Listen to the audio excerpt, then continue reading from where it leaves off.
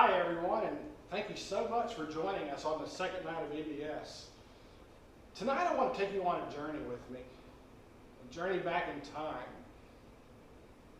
I want you to imagine that you're 16 years old and that you're standing on the shores of this wide sandy beach and surrounded by beautiful mountains on all sides. As you walk down to the water, you kick off your shoes and you let that warm, wet sand squish up between your toes, and oh, it feels so good. You see, your feet are kind of tired and achy because you just walked all night and day through a path in those mountains behind you to get here. Just a few feet in front of you, your little sister Hannah's playing and giggling as she splashes in the shallow waves. You look up over her head, and through the haze across the Red Sea, you can just barely make out the hills on the other side. Just a little while ago, your father had explained to you that those hills were in the land of Midian. And he said that beyond them was your destination, the land of Canaan. That very land that was promised to your forefathers, Abraham and Isaac and Jacob, so many years ago. You had never heard such excitement in your dad's voice before. And all around you, there's this buzz of excitement. There are thousands upon thousands of people with you here on this beach. And everyone's head is filled with the memories of the incredible events that have happened over the last few weeks. The events that led you all here, to this beach, to this freedom. You see, it all started when Moses arrived and his God. No, wait. When your God, when the God of your people brought those terrible plagues upon your Egyptian slave masters. At first, it wasn't so great. And you wince in pain as the memory reminds you that the cuts on your back still haven't fully healed. You can still hear your taskmaster, User, yelling at you to move faster and faster as he cut your back open with his whip. As if he could have hauled those 50-pound bales of straw any faster. But you push the pain aside, and you laugh a little to yourself as you remember him just a few days later, mad as a hornet, covered head to toe with those terrible boils. And those plagues continued, each one seemingly worse than the one before, until that last one, when the oldest son in every Egyptian family was killed. Even the prince, Pharaoh's own son, died. But after that, Pharaoh finally and incredibly actually let your people go.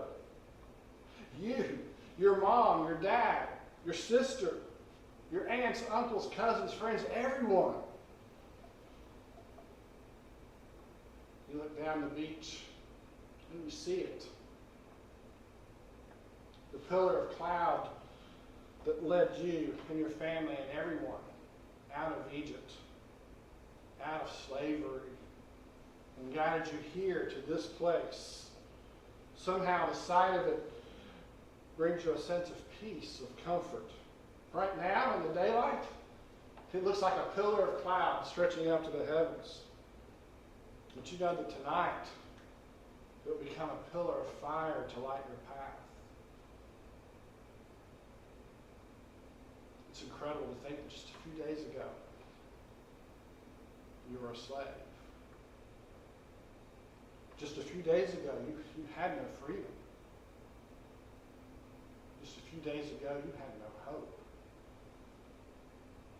But now, you are here on this incredible adventure, following God himself in the form of this pillar, and headed to the promised land.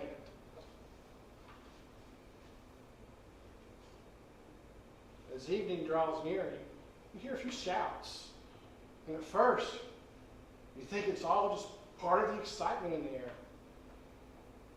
But then those shouts turn into yells, and the yells turn into screams. An older guy, a few feet away from him, he points towards the mountains behind you, and he yells, "Egyptians!" You feel it before you hear it.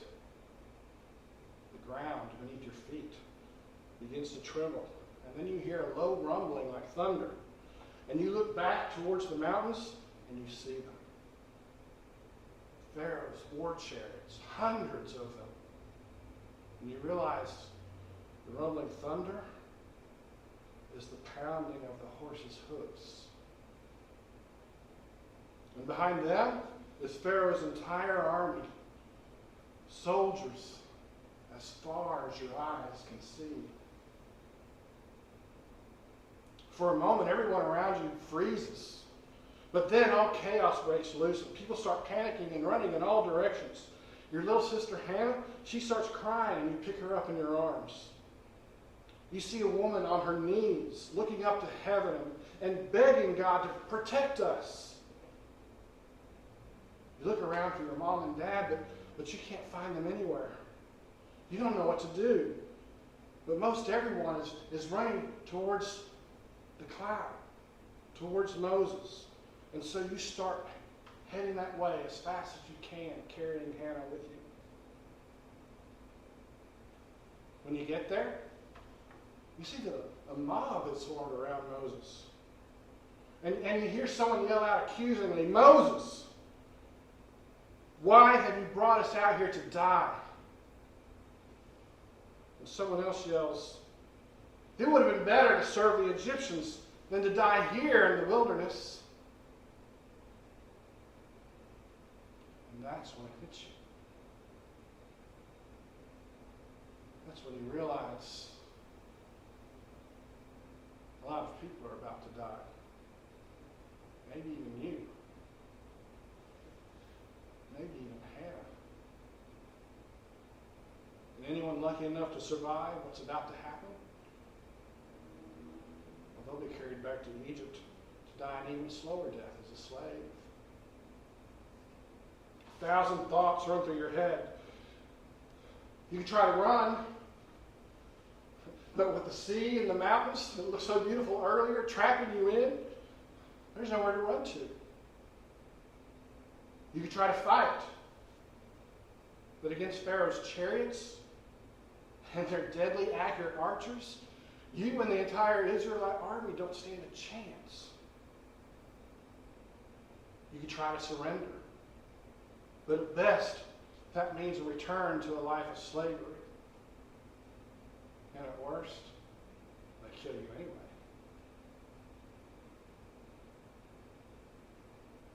You look out once again towards those mountains across the sea, toward Canaan, the promised land. And that sense of freedom and hope that you had moments earlier, it's shattered. You won't be going to the promised land. There is only death and slavery, and there is nothing you can do about it. There is nothing anyone can do about it. But then Moses speaks. And in Exodus chapter 14, verse 13, he says, "Fear not. Stand still and see the salvation of the Lord, which he will work for you today." Stand still and see the salvation of the Lord. As we relive this story, there are two very important things I want you to remember. Two things that the Israelites had to do to escape slavery and death. Two things that they had to do to cross over to freedom and hope. And this is the first one of those two things. Stand still and see the salvation of the Lord. Moses continues to speak, and he says, "The Egyptians whom you see today, you shall never see again. The Lord will fight for you, and you have only to be silent. And then something pretty amazing happens. As you and those around you heed Moses' words, and you stand still and watch, the cloud begins to move. And it moves back towards the rear of the camp, positioning itself between the Israelites and the Egyptians. And Pharaoh's chariots are stopped dead in their tracks. The cloud is not only guide, it is protector.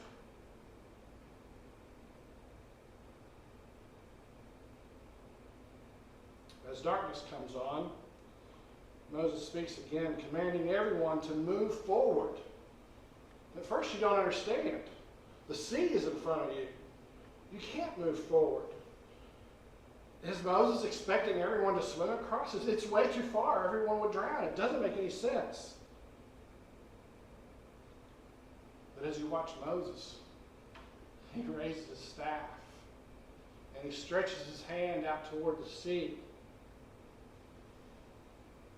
And what comes next is burned in your memory forever. First, you hear the sound of this mighty rushing wind.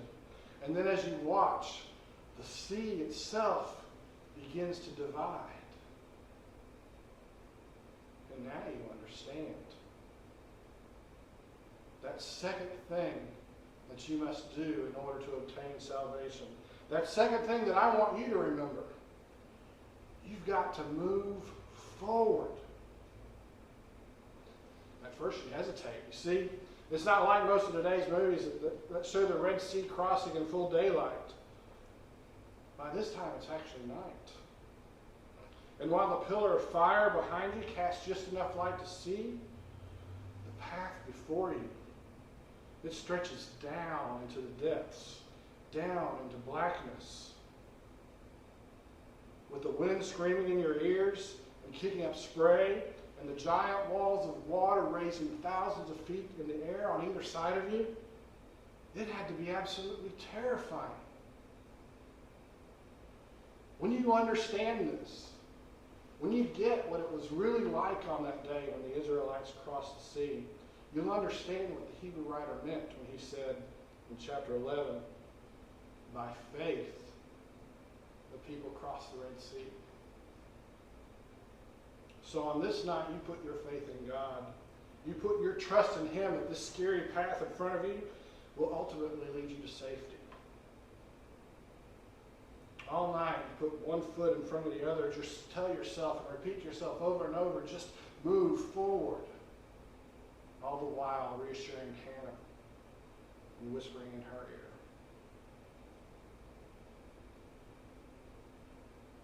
As dawn breaks, you finally reach the other side. And when all of the Israelites are safely across, Moses once again stretches out his hand over the sea.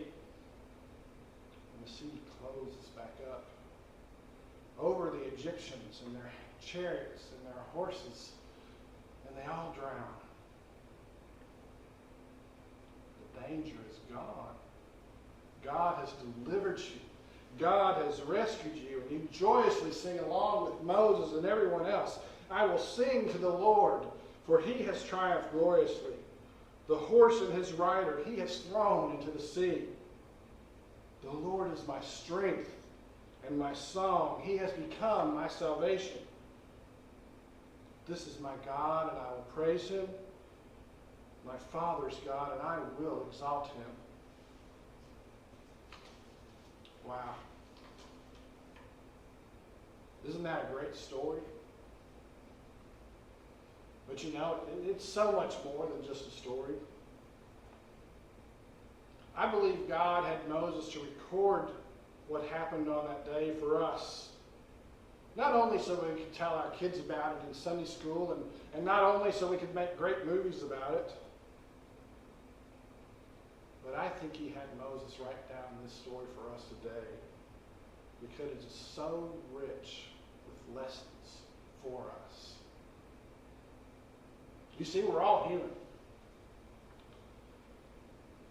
And I know each one of us has gone through those times in our lives when we feel trapped, when we feel like there's no way out, We try everything we can. We listen to bad advice from our friends, and nothing, absolutely nothing, seems to work. Maybe you're going through a time like this in your life right now, when you feel trapped by the things going on around you. Maybe all of this stuff with COVID-19 is wearing you down, and it just seems like there's no end in sight. And you're just tired of all the masks and having to stay at home all the time, and shopping's the same, and even going to church just isn't the same as it used to be. And you're just so ready for things to go back to normal. Or maybe it's everything we see on the news today, all the strife and contention between the left and the right, and the Democrats and the Republicans, and all this finger pointing going on, and all the accusations of racism, and it's all just so upsetting to you. Maybe it's the fact that your spiritual life seems pretty lukewarm. Yeah, you've been going to church, but somehow you just don't seem to be getting it. You haven't experienced that excitement of being a Christian. The joy of following Christ, that peace that passes all understanding. And you find yourself drifting away. And perhaps you're not even attending church like you used to. But even when you go, down inside, you know you checked out mentally a long time ago. Or maybe you're feeling trapped in an unhappy marriage. Or maybe trapped by an addiction to drugs or alcohol or pornography. Maybe you don't even feel trapped, but you know you're not on that right path to salvation. And there's things in your life that you don't want to give up right now. Things you love that you know you would have to leave behind in order to follow God. You know, I don't have all the answers, but I know He does. And I know where to find them. And from our story today, I know there are two things that we must do in order to escape these traps in which we find ourselves. First,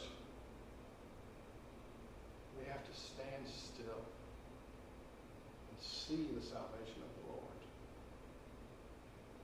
And what this means is we've got to stop running around and trying to find all the answers ourselves. Trying to find our own solutions, our own ways out of the messes that we're in. And it means we need to start looking for God's path, for God's way out.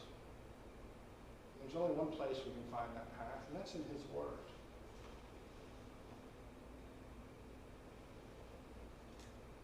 We've got to start talking to Him. We've got to start reading His Bible. We've got to start emptying ourselves to Him in prayer and asking for His guidance.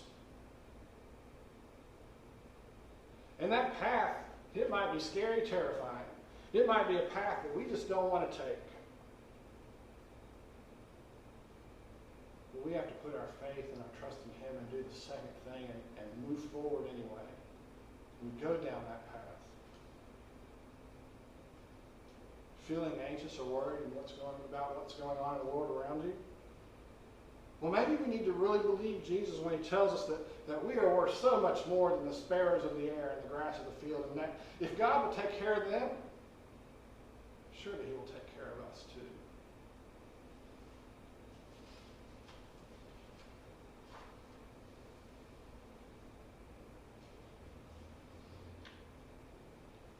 Maybe we're feeling depressed.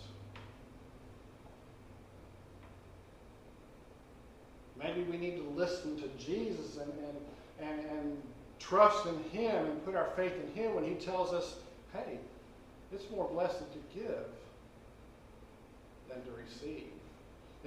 And maybe our depression comes from wallowing in our own self-pity. And if we follow Jesus' advice and we try to look outside of ourselves and try to help others, we will find happiness. Feeling lukewarm spiritually? Well, maybe it's time to stop asking what the church can do for us. And maybe it's time to start asking ourselves how we can help the church to grow. How can I use my talents and my resources to help teach the children, to help lead worship services, to help spread God's message, to help feed the hungry?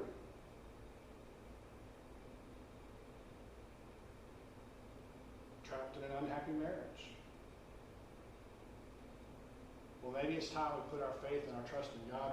When He tells us, husbands, love your wives as Christ loved the church and was even willing to die for it. You see, sometimes God's path is not one we would choose for ourselves, but His path is the only path that will lead from death to life. His path is the only path that will lead from slavery to freedom. And His path is the only path that will lead us from despair to blessed hope. So no matter what has you feeling trapped, if you do two things, God can and will get you out. Stand still and see His salvation. Find His path, not yours. And once you find that path, have enough faith, enough trust in Him to, number two, move forward.